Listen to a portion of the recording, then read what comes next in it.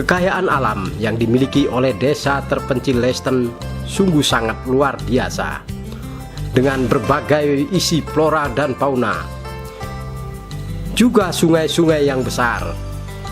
Di samping itu, desa Leisten yang berada di Kecamatan Pending, Kabupaten Gayo Luas ini juga memiliki air terjun yang bernama Tungku Tiga.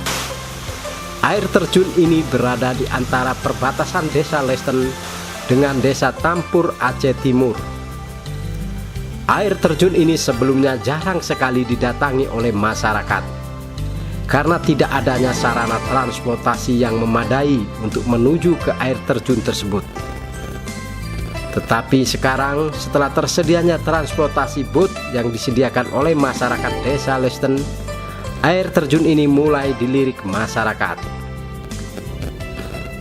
Air terjun ini berjarak sekitar 15 km.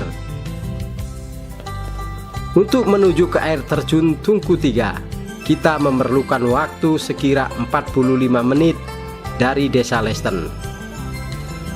Satu-satunya jalan menuju ke air terjun tersebut hanya melalui sungai. Itu pun harus menggunakan bot. Menuju ke Tungku Tiga, kita harus merogoh kocek sebesar Rp500.000. Air terjun ini memiliki ketinggian sekira 75 meter. Airnya jatuh terurai di atas bebatuan. Airnya mengembun bersama angin sepoi-sepoi, menghempas hijaunya dedaunan. Lokasi air terjun ini agak menjorok ke tengah hutan, di sela-sela lembah berbatuan. Air terjun mengalir ke Sungai Leisten menuju ke Tampur. Tentu saja keindahan air terjun ini tidak kalah bila dibandingkan dengan lokasi air terjun lainnya di Indonesia.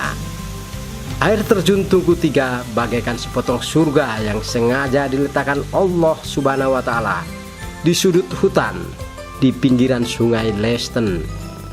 Sungguh anugerah yang tiada terhingga. Kekaguman dan ketenangan akan datang bila kita berada di air terjun Tungku Tiga. Seolah-olah semua masalah jadi larut, mengalir bersama air terjun Tungku Tiga.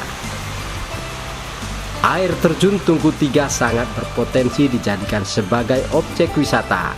Selain itu, perjalanan menuju air terjun merupakan perjalanan wisata di sepanjang Sungai Leisten dengan pemandangan yang luar biasa indahnya.